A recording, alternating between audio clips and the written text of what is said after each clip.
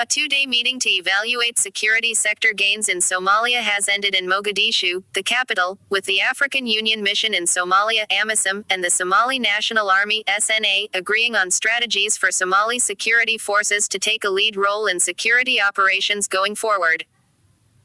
Attending the meeting were representatives from the federal government of Somalia FGS, military commanders from the Somali National Army SNA, and AMISOM, as well as officials from the United Nations Support Office in Somalia, the UK Mission Support Team and several of Somalia's international partners.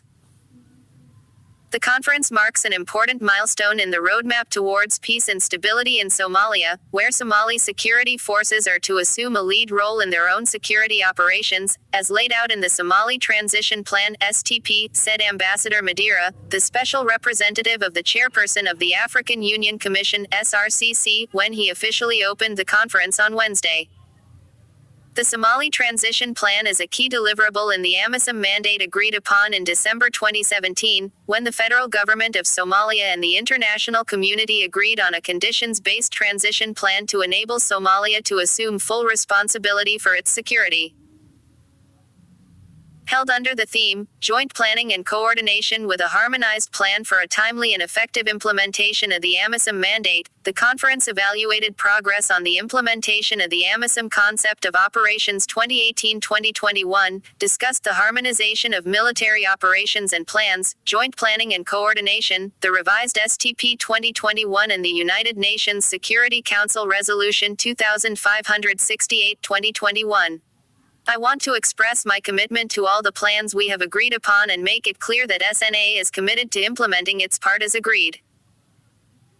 I call upon the sectors to take seriously the reconfiguration synchronization matrix and put in action all its recommendations so that we can achieve our harmonized plans, said SNA's Chief of Defense Forces, General Odawa Yusuf Rage, reiterating that his forces, with support from AMISOM and other partners, have been building capacity for the eventual takeover of security responsibilities from AMISOM.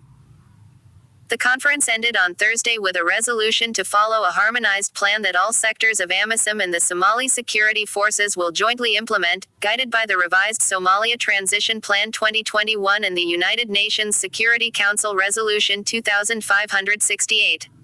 We are closing the conference having deliberated and reached a common understanding on the harmonized plan. I urge all the sectors to embark on its implementation along with the AMISOM mandate. You have to establish as soon as possible the AMISOM SNA joint planning and coordination cells within your sectors, and ensure that they are fully operational, said AMISOM Force Commander, Lieutenant General Diomede Ndgaya, while addressing the sector commanders who joined via online link from their bases across Somalia. I call upon sector commanders to continue to degrade al-Shabaab and other armed opposition groups, and secure the main supply routes and key population centers by conducting joint operations with Somali security forces, the force commander added. In a presentation on compliance with AMISOM's obligation under international humanitarian law (IHL) and human rights, Dr. Omar Aliso, AMISOM's senior IHL and human rights advisor, said AMISOM had adopted preventive and mitigatory and intervention mechanisms to ensure compliance with IHL and human rights obligations, including the implementation of the UN Human Rights Due Diligence Policy.